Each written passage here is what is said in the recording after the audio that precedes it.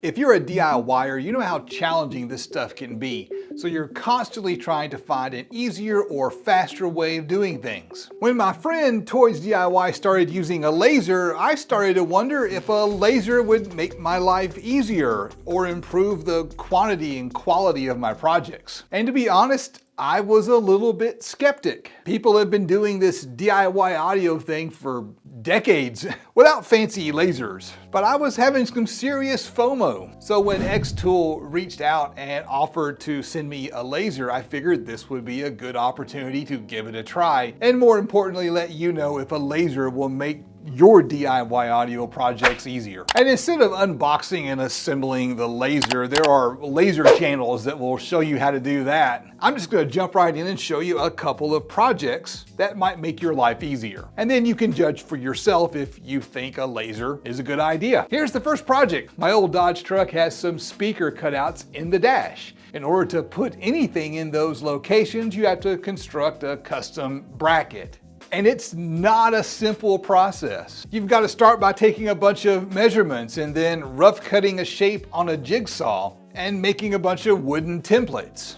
I busted out my circle jig and cut some rings for the speakers. And then from there, I transferred all those shapes to some 1/4" ABS, only to discover that 1/4" ABS was a little bit too thick. So I had to go back to the router and transfer those shapes to some 1/8" ABS. It was a lengthy process. It required a lot of measuring and testing and trial and error. In the end, it turned out great, and I'm happy with the result. I even saved all the pieces so I can use them as templates. And in fact, I did use them again when I redid the front stage last summer. But there were a few huge downsides. The first thing, it took forever. If you're a DIYer, you get it. You know what I mean. You have to squeeze in these projects when you have time. And time is a major constraint to getting these kind of things done. But the real big downside, routing out small parts isn't terribly safe. I used a pair of these big gripper push blocks to keep my fingers away from the bit, but they made it hard to control the workpiece. So you definitely need to find a safer way. And hey, maybe the safest way to do this is to not do it.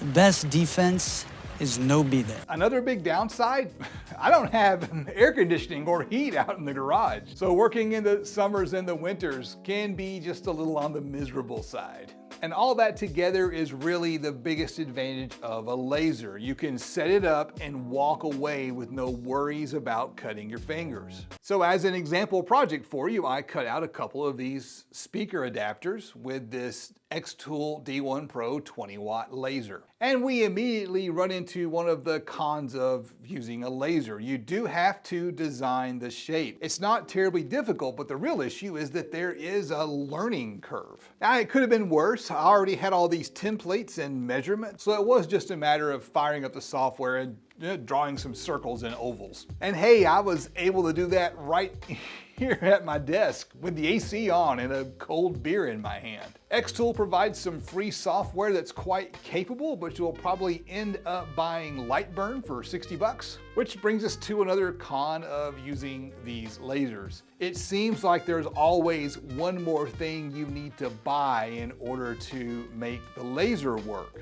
If you're gonna do a lot of cutting, you'll need one of these honeycomb things. Now, the laser did come with a piece of metal to use when cutting. The idea is you just put this under your workpiece and the piece of metal will protect your tabletop or your workbench. But when I was making a test grid to figure out the best settings for cutting this acrylic, that thin piece of metal warped, and then everything literally went sideways. Even with the metal, I still got some burn marks on my workbench. Oh hey, here's a major pro. You can get a great deal of precision. I quickly figured out that the best way to design anything that needs precision is to use these controls up here in the upper left-hand corner of Lightburn. All you have to do is type in your measurement in millimeters. Of course, that means you've got to convert from millimeters to freedom units, but hey, I'm sitting right at the computer and Google will do that for you. For this example, the speaker rings have a 45mm cutout for the tweeter. That's about 1 3/4 of an inch. Another big advantage of the laser, I can easily add a logo or some text to the speaker rings or anything else that I might like to design for that matter. To make the cut, you just position your material and then you hit the frame button in the software. The laser will then move around and show you where the material needs to be, and you just line the material up and hit start. This laser came with air assist. You're gonna want something with air assist, so you turn on the air assist and sit back and chill. In a few minutes, it's done.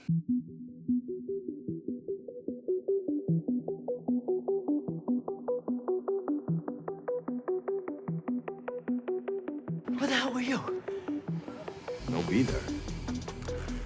Well, how'd they turn out? For my first attempt, they turned out okay. It's pretty obvious that I'm going to have to tinker with the settings a little bit if I want it to be perfect. And that is one of the huge downsides of the laser. It'll take some time to figure out the exact combination of speed, power, and the number of passes that you need in order to get a really good result with the material you're using. Just for practice, I etched my logo into a piece of acrylic.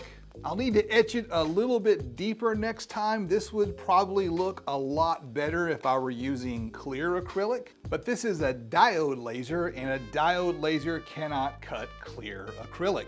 So if you need to cut clear acrylic, you're going to want to get a CO2 laser, which tends to be a little bit more expensive than these diode lasers. So I can't use this laser to do things like cut logos into an acrylic viewing window on a subwoofer box. And of course, there are some hacks you can use to cut clear acrylic with a diode laser. And that again compounds the biggest issue I have with a laser, and that is the learning curve. And if you're going to use one of these things, you'll need to get some acrylic. You can't cut ABS on a laser. It tends to melt and emit cyanide gas, and PVC, that emits pure chlorine gas. So that's a really bad thing to try to cut. That learning curve creates a very high upfront fix cost. Expect to burn a lot of time figuring out how to use your laser properly.